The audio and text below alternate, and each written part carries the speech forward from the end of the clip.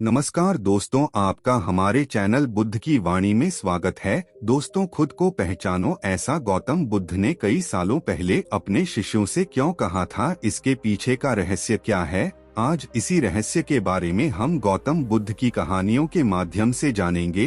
तो बिना देर किए चलिए उन कहानियों की शुरुआत करते हैं।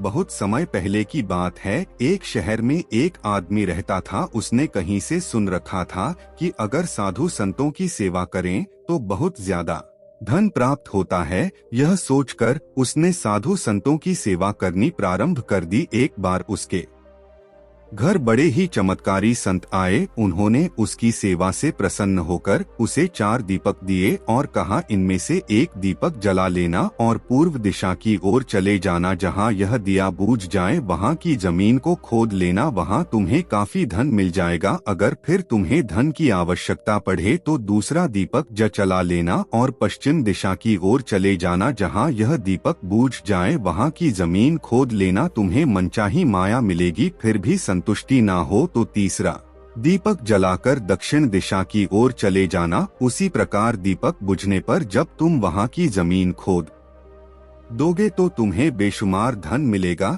तब तुम्हारे पास केवल एक दीपक बच जाएगा और एक ही दिशा रह जाएगी। तुमको यह दीपक ना ही जलाना है और ना ही इसे उत्तर दिशा की ओर ले जाना है। यह कहकर संत चले गए। लालची आदमी उसी वक्त पहला दीपक जलाकर पूरब दिशा की ओर चला गया। दूर जंगल में जाकर वह दिया बूझ गया। उस आदमी ने उस जगह को खोदा तो उसे पैसों से भरी एक गागर मिली। वह बहुत खुश हुआ। उसने सोचा कि इस गागर को फिलहाल यही रहने देता हूँ, फिर कभी ले जाऊंगा। पहले मुझे जल्द ही पश्चिम दिशा वाला देख लेना चाहिए। यह सोचकर उसने दूसरे दिन दूसरा दीपक जलाया और पश्चिम दिशा की ओर चल पड़ा। दूर एक सुनसान स्थान में जाकर वह दीपक भी बुझ गया। वहां उस आदमी ने जब जमीन खोदी तो उसे सोने की मोहरों से भरा एक घड़ा मिला। उसने घड़े को भी यही सोचकर वहीं रहने दिया कि पहले दक्षिण दिशा में जाकर देख लेना चाहिए। जल्दी से जल्दी ज्यादा से ज्यादा धन प्राप्त करने के लिए वह बेचैन हो गया। अगले दिन वह दक्षिण दिशा की ओर चल पड़ा। वह दीपक एक मैदान में जाकर बुझ गया। उसने वहां की जमीन खोदी तो उसे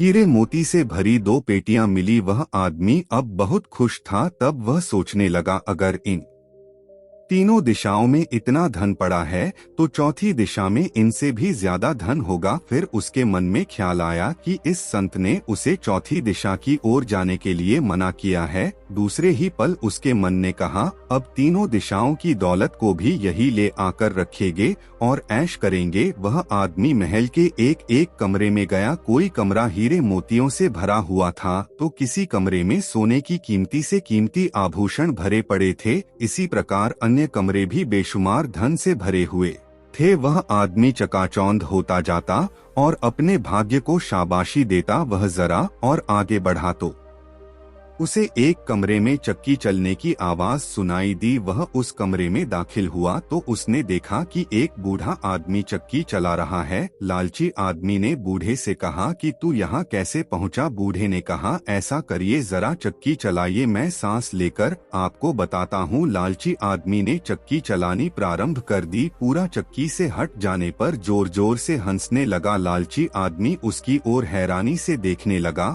वह चक्की बंद ही करने लगा था कि बूढ़े ने खबरदार करते हुए कहा, नाना, चक्की चलानी बंद ना कर। फिर बूढ़े ने कहा, यह महल अब तेरा है, परंतु यह उतनी देर तक खड़ा रहेगा जितनी देर तक तू चक्की चलाता रहेगा। अगर चक्की चलनी बंद हो गई तो महल गिर जाएगा और तू भी इसके नीचे दबकर मर जाएगा। कुछ समय रुककर बूढ़ा फिर कहने लगा, मैंने भी तेरी ही तरह लालच करके संतों की बात नहीं मानी थी और मेरी सारी जवानी इस चक्की को चलाते हुए बीत गई। वह लालची आदमी बूढ़े की बात सुनकर रोने लगा। फिर कहने लगा, अब मेरा इस चक्की से छुटकारा कैसे होगा? बूढ़े ने कहा, जब तक मेरे और तेरे जैसा कोई आदमी लालच में अंधा होकर यहाँ नहीं आएगा तब तक तू इस चक्की से छुटकारा नहीं पा सकेगा। तब उस लालची आदमी ने बूढ़े से आखिरी सवाल पूछा, तू अब बाहर जाकर क्या करेगा? बूढ़े ने कहा, मैं सब लोगों से जोर जोर से कहूँगा, लालच बुरी बला है।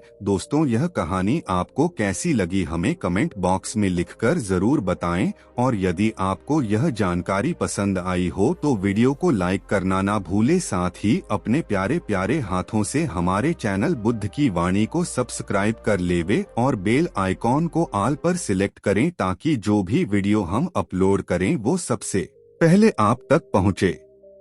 वीडियो अंत तक देखने के लिए दिल से धन्यवाद।